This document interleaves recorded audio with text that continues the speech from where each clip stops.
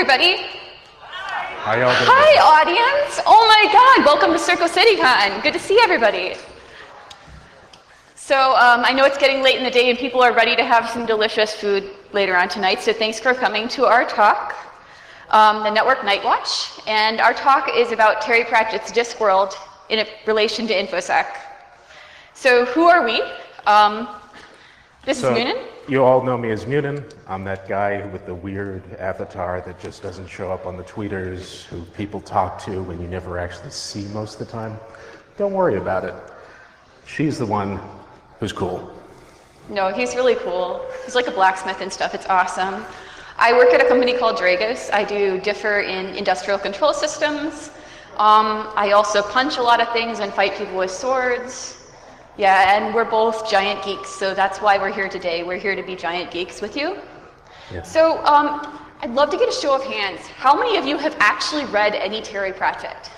Please, please, please, please, please. Oh, that's not bad. It's not bad, all right. So how many of you are here for the Pratchett, but have no idea what InfoSec is? Okay, because if that was the case, you know, that'd be kind of awesome. But it would be kind of awesome. We are not that big a draw yet. So why are we talking about a fantasy author today at an InfoSec conference other than the fact that we're giant nerds? First of all, everybody's familiar with the overuse of Art of War as a teaching tool for cybersecurity. Raise your hand if you've seen Art of War quotes in a security talk. You just saw one like 2 hours ago, so you should be raising your hands. We love you, Cryptia. Honestly, not everybody has actually read Art of War, who claims to have, or understood it, or really comprehended the lessons that it teaches in relation to information security and modern technology. To be honest, it's usually just used for a quote mine for whatever people have to be talking about other than the Art of War. That's no fun. But as we saw in this room, a lot of people have read Discworld. Discworld is brilliant satire. It's really got a lot of lessons about security and about modern technology in, of course, a fantasy setting. It's wonderful, dour British humor, and about as dry as a desert, but a lot more fun. It's pretty great. And there's a lot of great lessons in that anthology of books that we can use to apply and teach InfoSec. And that's what we want to do here today, is take some of those fun quotes in that fun fantasy environment and show you how you can relate them to teach about InfoSec and teach blue team and red team security. And at least give you some better sources to mine from. You know, pep up your own presentations a little bit. Yeah, definitely. So, for those of you who have not heard of Terry Pratchett or Discworld, I'm sorry, but I'm not sorry, because you're going to go home and read some good books. You're in for a lot of fun. So, well, we got the disc to start with. It's a flat Earth. And it's on top of 4 elephants. Which are on top of a turtle. That flies through space. Makes sense, right? Simple. Okay, most logical thing you've heard at an information security conference, right? Okay. And there's a lot of it. Yeah, there's a lot of it. So if you don't understand why we're talking about this particular intellectual property today, it's really famous. I'm sorry if you haven't heard of it. You're in for a treat, though. You might have seen the movies on PBS, like... Or on the BBC. Yeah, 4 decades, 41 novels, like dozens of games, video games, tabletop games, and a few movies, major motion pictures. We've left some out. We've left some out. If you disagree with our choice of which ones to focus on, come find me in the bar later, buy me a drink, and then you can tell me what you think should have been there. Definitely. Sadly, the author, Sir Terry Pratchett, who was knighted for his efforts in writing this massive anthology of satirical fiction books, passed away in 2015. He was a terrific nerd. He was a wonderful computer geek as well as a D&D geek, fantasy and science fiction geek. He wrote other things other than Discworld, including some books about hacking. So just a lot of fun, wonderful person. We have a cast of characters. Don't worry if you don't recognize them all. The author himself is making a cameo here. Points if you can spot him. So there's some characters. There's major groups of characters that comprise this anthology of books. And each of them is kind of representing some foibles in modern life. It's a satire, again, of modern life. And basically, there's a few major groups that you can group the books into. We start with, of course, the witches. The witches, oh yeah, we do. We do start with the witches. Yes, we do. Oh, I'm sorry. Oh yes, you need your hat. I'm much better. Hats are important, as we will find out later on in this Yes, talk. hats are very important. But yes, we start with the witches. They're wonderful witches. We also have... We have the city watch. So, of course, being a fantasy environment, there's a town, there's a big city, and it has thieves and guilds and everything you'd expect in any kind of D&D or Lord of the Rings kind of environment. And they have a very disgruntled city watch who tries to guard the city against all kinds of interesting threats. And a very, very, let's say, world-weary and eclectic commander, Sir Samuel Vimes. Vimes is great. Who tries to handle security in this fantasy city. Vimes is the ultimate blue teamer, but we'll talk about that later. We will. We also have the anthropomorphic personification of death. I bet you didn't hear that, didn't plan to hear that in an InfoSec talk today. Yeah, the anthropomorphic personification of death. And he always speaks in all capital letters. And it's a good thing I've had a bad allergy this week, because otherwise... He's going to do the death quotes. It's going to be great. Anyway. It'll work. Next we have the wizards, and the wizards live in ivory tower academia to an extreme. Yes, they're very talented, brilliant wizards, but they mostly care about avoiding meetings and food. And Mostly sometimes they lunch. get lost on the way to their own offices. And then there's other people of varying levels of savoriness. Yes, That's a good way to put it. savoriness. Most of them are... The nice people and the people who rob them. So we built our fantasy world here. Again, flat Earth, riding on elephants on the back of a turtle, flying through space. Pretty standard. Totally makes sense. Yeah. All right, so again, let's go back to why we're talking about this. These particular characters and their foibles, the way that they interact with others, they have certain lessons that we can apply, if we choose to information security. And it's a little bit more entertaining. It gets people's interest a little bit better than this digging up old dusty Sun Tzu again. Okay, so let's start with the blue team and lessons for those various characters in terms of defensive security. The witches. The witches are a great bunch. Usually the ones that you run across in the Discworld books are Esme Wedwax and Nanny Ogg. They're intense pragmatists. They're very practical. As opposed to the other outlandish fantasy characters, they're the ones who are making sure that babies are born, that goats are taken care of when they're ill. You know, they're the ones who are going from house to house clipping toenails of old men. So they're the ultimate pragmatists and the hard-working defenders. And honestly, they have a lot of very solid understanding of psychology, in other terms. She'd long ago been resigned to the fact that people expected a bottle of something funny colored and sticky. It wasn't the medicine that did the trick, though. It was, in a way, the spoon. Masquerade. How many of you have had people want to buy Blinky boxes and thought that the Blinky boxes did everything for you, when really it was just that the impression of something impressive, something boffo, something fancy and shiny that did most of the work for you. We also have, you can't go around building a better world for people. Only people can build a better world, otherwise it's just a cage.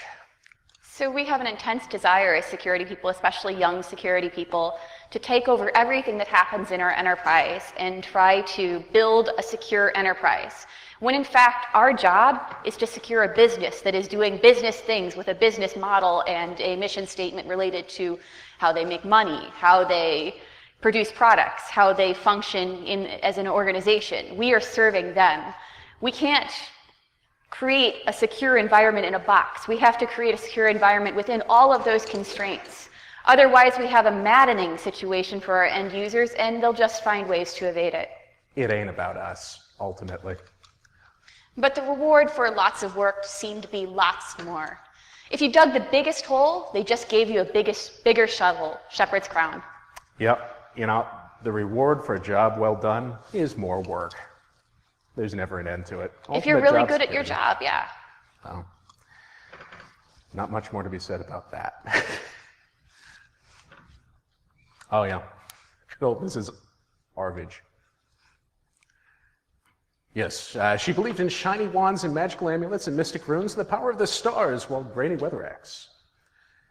In cups of tea, dry biscuits, washing every morning in cold water, and, well, she believed in Granny Weatheraxe. So at the very, very most basic level of security people, we have a temptation to trust our vendors, and as he mentioned previously, those shiny boxes. We have vendors who come in with these beautiful sales pitches that say, you plug this into your network, you're going to detect all the APTs. And we know with experience that that isn't true. It takes human effort, many long hours going through logs, building signatures, tuning our IPS systems, and our own training and our confidence in ourselves to detect adversaries. Ultimately, it is down to us. It may not be about us, but it's what we do. It's about the human beings. Absolutely. Good old Vimes. Vimes is, without a doubt, my favorite character in the entire corpus. I know that one. Oh, my bad. I know that one, said Vimes. Who watches the watchman? Me, Mr. Pessimal. Ah, but who watches you, Your Grace? Said the inspector with a brief smile. I do that too, all the time, said Vimes. Thud. So, when it comes down to it, if you think about it, it's our users' trust in us. We have to watch ourselves. We have all this hilarious level of access to the corporate locks and keys and strong boxes. But if we aren't trusted with that, if we don't keep a close watch on ourselves to make sure that we are worthy of that trust, well, what's the point? We'd hardly be security at that point. We'd just be another group of users with pretensions.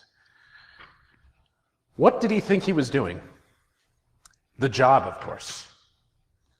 The one that's in front of you. Night Watch. So in incident response, there is a great deal of triage. It's the same with a lot of different security roles where you're dealing with incidents and high-pressure situations with customers, with your fellow employees, with your management. There comes a point where you're exhausted and you're working on things at 2 in the morning when you've been working on a CTF and you're intensely frustrated, or you've got 7 different things running at work when you're auditing something where you don't know how you're going to cope. And really what it comes down to is your training and your drilling of your activities in advance. So that when you're really exhausted and you're stressed out and you're in a total panic mode, you're able to think about, this is step 1. This is my playbook. This is what I do first. This is what I do second. This is what I do third. I do the job. I'm not going to panic about it. I know my tasks, and I'm going to progress through them in a logical order because I've trained and I've trained and I've trained for this. The worst thing that you can do is nothing. Snuff. We have a job to do. We can't just shine it on and let it wait until tomorrow. Security is something that needs to be done, and it needs to be done expeditiously. So even if we aren't sure of the exact correct course of action to take, we should do something to make it at least a little better.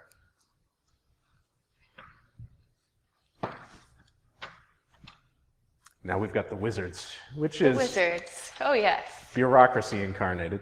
They are a total mess. Mockery of bureaucracy and of the problems in academia. The good things too, but a lot of it is very strong satire in terms of the problems in universities, how hard it is to be a researcher, how hard it is to be an educator, and the challenges that come up in that. Because they are so caught up in their ivory tower to an extreme. Some questions should not be asked. However, someone always does. How does it work? Said Chancellor Mostrom Ridcully, the master of the unseen university. This was the kind of question that Ponders Stibbons hated almost as much as, how much will it cost? They were 2 of the hardest questions a researcher ever had to face. That would be from Science of Discworld, number 4. Who has ever been asked one of those 2 questions as part of their job? How much does it cost? And how does it work? Especially by somebody who's not particularly technical. And keep your hands up if you like those questions. Exactly. It's a challenging part of our job, again, to recognize that we're part of a business. And we come to these conferences and we're surrounded by security, technical work, CTFs, new exploits, new research. And then we go back to our business and we're caught up in what's our budget this year? Are we going to have to hire new people? How are we going to hire them? How are we going to train them? How are we going to implement this project which is being resisted by our finance department? And it's just an unfortunate reality we have to wrap our heads around. I mean, we love doing the sexy, fun, technical stuff that's part of computer hacking. We love thinking through those challenges, but sometimes we have to think about the responses to those two questions that we're going to have to give to our management, to our leadership, to our customers, in a way that they can comprehend, not in just a way that we can understand as technical people. So that's an innate part of our job, and it's something that, while it's uncomfortable to us sometimes, we have to accept. It's called accountability, not a funability. A funability. I love it. Rid Cully scratched his ear. The man was right, of course. You had to have some of the buggers around, and there was no getting away from it. Personally, he avoided them whenever possible, as did the rest of the faculty, occasionally running the other way or hiding behind doors whenever they saw him. Soul music, in reference to students. Originally in reference to students, but I'm pretty sure all of us have felt that way about users at least once. Unfortunately, well, you have to have them around, otherwise what is there to secure? Not much. We have no purpose without our end users and the businesses that we are supporting and securing. Much as we would really prefer not to deal with them sometimes, they are the job. That's our job. Death. On to death. You Let gotta me get get your down death voice ready. Maybe you should go ahead and read the first death quote. What can the harvest hope for, if not for the care of the Reaper Man? Wow, that was really good. That was really scary as a good death voice. It's only because I've had this allergy. I'm so glad you're having an allergy. No, I'm not. Feel better. So anyway, that's kind of an oddball quote to think about, but in reference to this, it's Death is a very misunderstood character in the Discworld books. He is a pretty decent guy who's just doing a 9-to-5. Well, a 24/7 by infinity, but same difference. And he has friends, he has family. He has the duty. Yes, he has a very nice horse. But he's very misunderstood in that he's doing this job that nobody wants him to do. And he's there and everybody dislikes him because he's the one who interrupts their fun. Who's ever had an experience like that in InfoSec? You've been the person who's had to interrupt somebody's fun. You've had to block a website. You've had to tell people, no, you can't install that program. And they're like, oh, security, we hate you. You know, like, I hope at least a few of you have been through that, because I certainly have. But bringing things to an end is part of our necessary function. It's the duty. It's what we must do. We are there because we care about them. Yes, and we really need to express that to our end users too, that yes, you think that we're vile and awful because we're telling you no, but please understand this is why we're doing it. We have a responsibility to secure the environment. And we have the peril of being totally misunderstood in technical environments too, because we're the ones who tell people no. That's one of the important reasons for us to network and connect well with our end users. The auditors fluttered anxiously, and as always happens in their species, when something goes radically wrong and needs fixing instantly, they settle down to try to work out who is to blame. Hogfather. So the auditors in Discworld are in and of themselves a sort of supernatural force and are entirely external to how everything else works. The parallels with more standard auditors should be fairly obvious. They were very obvious to Pratchett, I think. But this particular quote is more about, well, blame. I mean, who hasn't felt at least the urge to point the finger at someone, this is your fault. This is your fault. This is your fault. Although, not to get too aphoristic, but every time you point a finger, you've got at least 3 many pointed back at you. And that's what's deeply flawed about the auditors in the Discworld books, is their eventual undoing is that they are deeply flawed, and they are so caught up in whose fault is each problem that they, and trying to make things utterly perfect that they're unable to do their job, and they disappear from existence because they can no longer properly audit. If you put a large switch in a cave somewhere with a sign on it saying "End of the world switch, please do not touch," the paint wouldn't even have time to dry. It's true. It's from Thief of Time. It's very true. And in fact, in that book, there is a large switch on the wall that says, "Please do not touch." And yes, somebody presses it. But anyway, there is a real problem with alert fatigue in our industry. We give users tons of prompts. We give them UAC prompts. We give them Bit9 prompts. We give them antivirus prompts. We give them Carbon Black prompts. We give them prompts for everything. Our patch management systems. Don't open the attachment. We keep telling them things like that, and we keep giving them yes/no boxes, and eventually to get their jobs done, to go back to that business functionality, they just start hitting yes to things. Even when it says, "Do you want to infect your computer?" they're still going to click yes because they're so incredibly trained and so frustrated with our operations and security. So that's something, it's a point of caution. We have to be really careful to, again, build those good relationships with our end users to try to avoid that.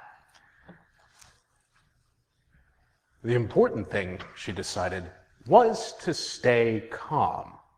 There was always a logical explanation for everything, even if you had to make it up. So in incident response, again, we come back to that triage concept of we're working in very high pressure, long hours situations where things are stressful and we're exhausted. And people want an answer right now. now. We need an answer right now. Or it's your job or your life. And the best thing you can do is stay calm. Keep in mind that there's always an answer, even if you don't see it right away when you're doing your hunting, you're doing your triaging, you're doing your incident response, and you're timelining out and trying to find that initial point to pivot off of. Even if the answer is just close enough. You start somewhere, and there will be a logical answer, so stay calm and keep looking for that initial point to start, and then start looking for evidence, looking for evidence, looking for evidence, looking for, if you're on the red team, start looking for, the next point you're going to pivot to. The next way you're going to move laterally. There's always going to be somewhere to move to. Stay calm and be logical. Algebra, said Madame Fraut. But that's far too difficult for 7-year-olds. Yes, but I didn't tell them that, and so far they haven't found out, said Susan, Thief of Time. So, how many people have had someone come up to them and say, "I'm just not good with computers," and they've given up?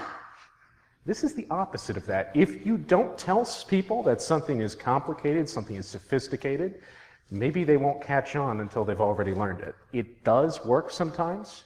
I've seen it work. I have, in fact, tricked some people into learning things in the past. And people are smarter than we know, and then sometimes they're smarter than they know. They're almost always smarter than they know, if you keep what they know out of it. Good point. All right, so let's move on to the other citizens of Ankh-Morpork and the Discworld. You want to start, or shall I? Sometimes the truth is arrived at by adding all the little lies together and deducing them from the totality of what is known. Going postal. Kind of an inverse of the famous Sherlock Holmes quote, which is so cliche I won't mention it right now. Going postal, by the way, is one of the books that everyone thinks of as the hacking book in Discworld. This is pretty much going to be the only mention you see of it. If you start with a Discworld book, it's a great one to start with because it's all about social engineering and hacking. Right, it's wonderful. But anyway, you don't necessarily have to start out with completely accurate information. If you put everything you have together, sometimes you can see a common thread. And it may lead you to what the actual answer genuinely is once you're down to it. Headquarters had even started an Employee of the Month scheme to show how much they cared. That was how much they didn't care. All right, so I assume that a large number of us have worked for megalithic corporations and large organizations. It can be a hard nut to crack, working for one of those companies and having wonderful technical skills and a wonderful community here, and then moving into an environment where you feel like nobody actually cares about what you're doing. And all I can tell you about that after years of experience is try to find those small communities and try to make an effort and make things better for the people around you. You can't necessarily be the star employee of your company, and it doesn't really matter much or mean much necessarily if they call you the star employee. What matters is that you're making a good impact on the company, and you're making, more importantly, a good impact on the people who you interface with on a daily basis. He was a responsible authority, and people could use terms like core values at him with impunity, making money. So whenever you end up in an organization that you stick with for some time, you become a part of that organization, and people will throw phrases like that at you at some point, and that's when you know you've become thoroughly ossified into the business. You really have two choices at that point. You can run away screaming and become a consultant, or you can Who's stick run with away it. screaming and become a consultant? People are More than one raising their hand. Or you can stick with it, except that people are going to throw horrible phrases like that at you on a regular basis, and learn how to be management of a sort. And learn how to help the people around you again, instead of worrying about those relatively minor things that are part of working for a big organization. All right, so we're going to move on to lessons for the red team. Yeah. All right. So we move back to the witches. Ah, you do have a brain after all. Of course it is. Boffo. Yes, a good name for it. Boffo, indeed, the art of expectations. Show people what they want to see. Show them what they think should be there. I have a reputation to keep up after all. A Wintersmith. So a lovely part of the witches, again, is their ability to socially engineer people and maneuver people how they need to be maneuvered to make them better when they're sick or they're getting themselves injured, or to help them make practical life decisions. And so much of what they do has nothing to do with magic. A lot of it is just midwifery and care for the elderly and fixing injuries. They are the pragmatic fixers of and defenders of society, common society. And something that a lot of them recognize is the need for something they term boffo. Has anybody heard the term boffo before, other than the candy? How many people? of you have heard pretexting? It's the same thing. Okay. So the concept of boffo is that if I put a scary-looking skull on my desk and it's from, the novelty store down the street, people are going to get a certain impression of me, right? If I outfit my whole room in black and I wear this hat and I put some spooky music on, some theremin stuff, and people are going to come in there and they're either going to be like, "What's wrong with you? This is hilarious," or they're going to be like, "You're kind of creepy." If I show up in a hard hat with a clipboard, no one on the job site is going to come anywhere near me. Exactly. So boffo is not necessarily functional props, but things that influence people's perception of you. Things that actually perform no practical function, but you use to influence the way people perceive you. So as he says, in a social engineering engagement, that could be a clipboard. It could be the way you dress. If I'm wearing this dress into a business, people are going to treat me much differently than if I come in wearing jeans and a raggedy t-shirt, or if I come in wearing a work uniform. If I show up in a military uniform, people are their impression of me and how they relate to me is going to change drastically. And I'm the same person. All I'm doing is changing my clothes. It's the story they have in their head for that outfit that they then apply to you. Every trade, every craft had its hat. That's why kings had hats. Take the crown off a king, and all you had was someone good at having a weak chin and waving to people. Hats had power. Hats were important. Witches abroad. Which is more of an extension of the previous concept, but as a personal note, people don't know me without a hat. It's weird, but people won't recognize me without a hat. They expect to see the hat when they expect to see me. It's a strange concept. By hats and the other accoutrements of your particular role play in and of themselves an important role in establishing who you are to people and why you're there. So again, in social engineering and pen testing, And this can be digital and physical. If you present yourself as a marketing person from another company and you do it well, people are going to interact with you in a certain way. If you're sending a phishing email, they're going to interact with you in yet another way if you present yourself as a CFO of a company. And if you send an email from whatsup@gmail, it's going to be received a lot differently than johnsmith@corpco.com. So understand what your hat is and how it's reflected in the way that you interact with people. For example, when an obvious innocent sits down with 3 experienced card sharpers and says, "How do you play this game then?" someone is about to be shaken down until their teeth fall out. I love this scene. It's probably one of the best social engineering scenes in Discworld. Granny Weatherwax is a very serious, pragmatic witch, but at one point in the books, they're totally out of money during their travels. Her friends have been tricked out of all their money by card sharps and being scammed, cards up the sleeve, whatever. And she goes in and she plays a game of cards to get all their stuff back, and she wins. First of all, because she sees through all the tricks that they're playing, and second of all, because she's a wonderful social engineer. She's incredibly good at making herself, instead of like a regal witch, look like a feeble old lady.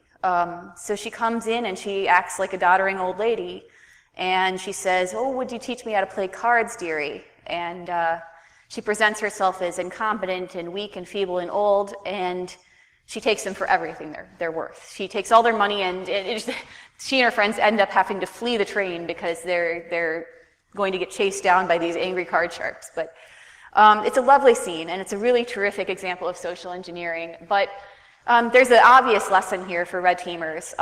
Don't be afraid to portray yourself as weaker or less competent than you are. I know from personal experience doing red team engagements, if I act meek, it's unfortunate, and I carry a few coffees, I can get pretty much through any door. If I'm just the shy, wearing kind of dumpy, frumpy clothes, and I've got my coffees in my hand, people let me in anywhere. That's not a gender-specific thing. Act nice, act meek or inexperienced, and people will be happy to show you around and show you up because they think they're better than you. If you're weak, you're not a threat, and thus Exactly. you aren't evaluated as one. An assassin, a real assassin, had to look like one. Black clothes, hood, boots, and all. If they could wear any clothes, any disguise, then what could anyone do but spend all day in a small room with a loaded crossbow pointed at the door? Night watch. And this is why Red Team is always complaining about those scope things. Because nobody really wants to have to deal with what amounts to a dedicated threat with any arbitrary surface. They want to have at least some chance of, it's going to be along these lines. So if you're going to have a paid assassin come after you, it would be best that you could recognize that it's going to happen and perhaps even some of the circumstances of it happening. But as you're learning as a blue team, it's better to have a scoped engagement, because otherwise you are going to be cowering in the room with the crossbow, because before you've done any tuning, before you've had any experience in being a blue team, which is arguably not a great time to have a pen test, but based on your experience level, you want to have a scope that's appropriate for that experience so you actually get something out of the pen test. If you have somebody come in black box and say, use your best APT simulators to break into our environment, they're going to break in. You want to do the best you can at the skill level you are at right now, because we're all on the same team and we're all trying to secure the environment. But no one thinks anyone is really going to try to steal the scone. Would you try to tell me that 4 guards sitting in that little guardhouse on a 12-hour shift will be alert all the time? That's enough for a hand of poker. The 5th elephant. So this is a point in time where Commander Vimes is evaluating the security around a very precious royal item. And he looks at the security theater. And of course, we've all dealt with security theater in our daily lives and in our lives in security. And he sees that there's a bunch of guards sitting around the thing that's being secured. And he's like, there's 4 guards who have seats there, and they can chill out and they can probably play cards when nobody's looking. There's just enough people who they can have a conversation, they can have a meal. It's security theater. Nobody's actually being secured by this. So something you have to recognize as a good offensive security person, a good red teamer, is to notice when things are the portrayal of security rather than effective security. Sometimes effective security is a silent security you don't see. It's not the things that you see overtly right away. And that's a gotcha for a lot of security people because they look for the obvious detection and the obvious sensors, and they see that and they totally miss the more subtle detection that is in place in an environment. So be able to recognize security theater and it as a deterrent versus actual detection.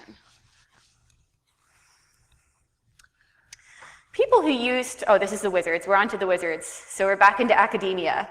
People who use magic without knowing what they're doing usually came to a sticky end all over the entire room, sometimes. Moving pictures. So how many people have heard of some kid who just goes and grabs Kali and starts hacking? Nobody's ever heard of somebody just like going out there with Metasploit and screwing something up. Wow, you guys have really talented friends. Wow. So Well, it does happen. It does happen, and you really need to know what your tools do before you do them with the tools. There's going to be side effects of various kinds. You might end up DDoSing a production network by accident. You might accidentally nmap some kind of IDS network, and that always turns out well. I shut down all of iCloud. Well, there you go. A sticky end all over the room. Case in point. The bringer of bad news is never popular, especially when it's on an empty plate, unseen academicals. Yeah, we're back to that business methodology again. I always seem to get those ones. So, yeah, part of working in any organization of any size is everybody can get breached. Everybody's vulnerable to getting breached, no matter how secure you are, no matter how well prepared and well trained you are. Somebody can compromise your network, whether it's due to a contractor or some vendor device you would never really spent the time to scope, or even an ODA in something like a more advanced actor, nation state, or whatever. Everybody's vulnerable to that. So you're going to have a bad day in your career in security, especially if you're blue team. If you're red team too, and you have to go to your customer and say, here's all the things that I found on your network that are vulnerable. You have to learn how to present that news because a lot of us are tempted to, especially as red teamers, build this amazing report of all the things that we owned. Like, I found XYZ, I found 50 vulnerabilities in this server, and I was able to exploit 3 of them. And I was able to find vulnerable firmware on these devices. And you build out this great list, and you feel like you've accomplished so much, and you're going to present it to the customer. And then the client hates you. They hate you because you've just told them that they're doing a terrible job. That's terrible PR. That's a terrible way to relate to people. Yes, you need to provide that information, but at the same time, don't serve it on an empty plate. Don't be like, haha, I owned your network. That's not how you approach that as a professional. Again, everybody's on the same team. Red team and blue team are on the same team. You're trying to secure a network. You're not trying to go look at all the hacking I did in your network. LOL, you suck. That's not the point. So try to make it palatable. Definitely tell them about everything that you found, but do it in a way that's constructive. Say, this is how you're going to fix this. This is good that you have upgraded all your systems past 2008 server, but you still need to patch for the last 6 months. So you're making progress, but... We didn't get in over here where we got in last time. Yeah. That's important to Show know. progress. Make your feedback constructive. Don't bear bad news on an empty plate. Don't be like, here's all the things that you did that suck. Because it's not going to go over well for you. It's not going to go over well for them. They're not going to want to have you back. You're not going to be able to help them again. There are those who say that sherry should not be drunk early in the morning. They are wrong. Unseen academicals. It's 5 o'clock somewhere. That's all there is to be said about that one. Okay, we'll have to play this one off. Yes. Go ahead. You can't give her that, she screamed. It's not safe. It's a sword, said the Hogfather. They're not meant to be safe. She's a child, shouted Crumley. It's educational. What if she cuts herself? That will be an important lesson. So death is substituting for the Father Christmas-like Hogfather in this particular book. And I don't know, I kind of look at educational malware like that. There's a lot of various neutered or less neutered viruses and Trojans and stuff wandering around. Yes, they are dangerous. But if you go and do something foolish with them and own yourself quite thoroughly, that will teach you quite a few very valuable lessons, and sometimes that is the way to learn those lessons. And on the educational side, when we're dealing with end users as red team or blue team, again, they're not all stupid. They can learn things. We want to do it in a safe environment. Don't necessarily hand them a sword, but let them learn about malicious things, understand what they are, let them make mistakes and explain to them reasonably and courteously what they did wrong. Try to educate them. Try to let them learn a lesson when they make a mistake instead of going, you're wrong, one demerit, you're fired. You know, that's not the point. We want to try to educate people. And we live in a dangerous world in InfoSec. People's credit card, who's had their credit card stolen in the last couple of years? I mean, it happens to everybody. And we shouldn't be, again, it's not a demerit system. We're not going like, you suck. We don't want you in our employment anymore. It should be a learning experience every time, and it should be constructive, and it should be polite. Am I really a bastard? Or am I just really good at thinking like one, making money? Who's ever asked himself that question yeah, especially red teamers? And it really is important to understand that distinction.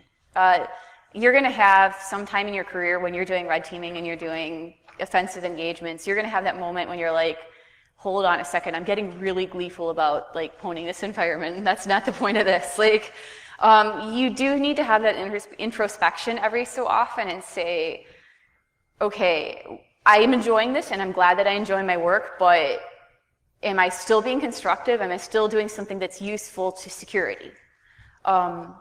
Because a lot of things we do are robbing people, taking their stuff. Like, that's our job. We're doing it under contract and with disclaimers, and we're simulating a lot of things, but we're still going through the motions of robbing people, taking their money, taking their stuff. And you get really caught up on that. He'd forgotten the ancient wisdom. Take care when you are closely observing that you are not closely observed, making money. So this is one of those situations where if you're breaking in someplace, are you sure that what you're doing is not being observed? Are your tools, techniques, and procedures making their way out to hands that shouldn't have them at that particular point in time? Or, importantly, are the back doors that you're installing in a client's system secured so that some other guy, Russia, China, Mongolia, East, who cares? Whatever, is themselves going to take advantage of what you've just put there? It's a very important lesson to keep in mind that people are watching, who's watching, and how are they watching. And when you forget to update your pen testing box, and you're sticking it on people's networks. And speaking of which, a weapon you held and didn't know how to use belonged to your enemy. And this goes for blue team with sensors, IDSs. Vulnerability scanners are a huge one that advanced adversaries love to own because, hey, I have all your vulnerability scans, and now I have a point to pivot off of that has permissions on your computers. SIM boxes with external network connections and weak credentials. But it goes for red team too, in terms of offensive computing. Do you honestly go in there and patch your VMs? How often are you patching your VMs that you're doing on-site engagements with? Are they vulnerable? What can you do with them? What could the blue team or a adversary who's actually compromising the network do with your point of presence? So you have a risk from the blue team there, and you have a risk from external adversaries that are actually trying to do damage. The wonderful thing about the golden suit and the hat with wings was that if Moist took them off, he wasn't him anymore. He was just a nondescript person in unmemorable clothes, and had a face you'd vaguely think you'd seen before, going postal. So this is, on one hand, kind of the corollary of the importance of hats from earlier, but also on the other hand, this is a job.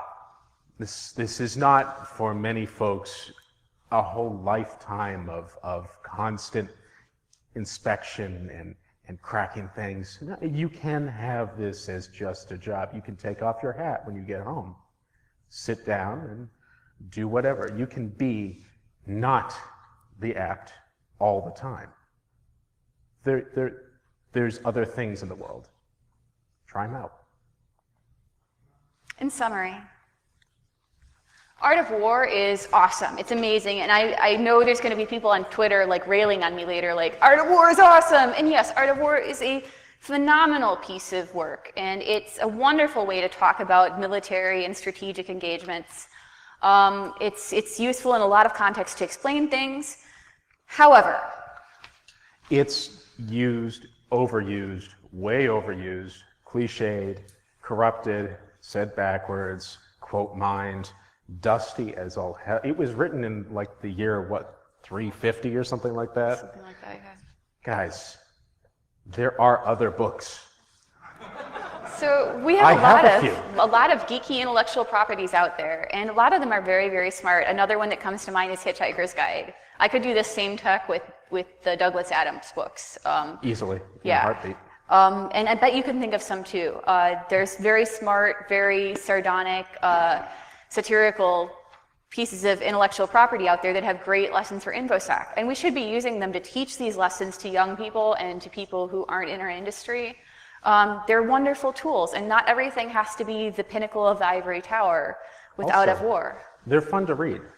They're very fun to read. So I hope that some of you go out and buy a Pratchett book or listen to it on Audible on your way home or something. Absolutely. So that's all we have. I'm Hacks for Pancakes. And I'm Munin. If questions, comments, anybody want to chat about Pratchett?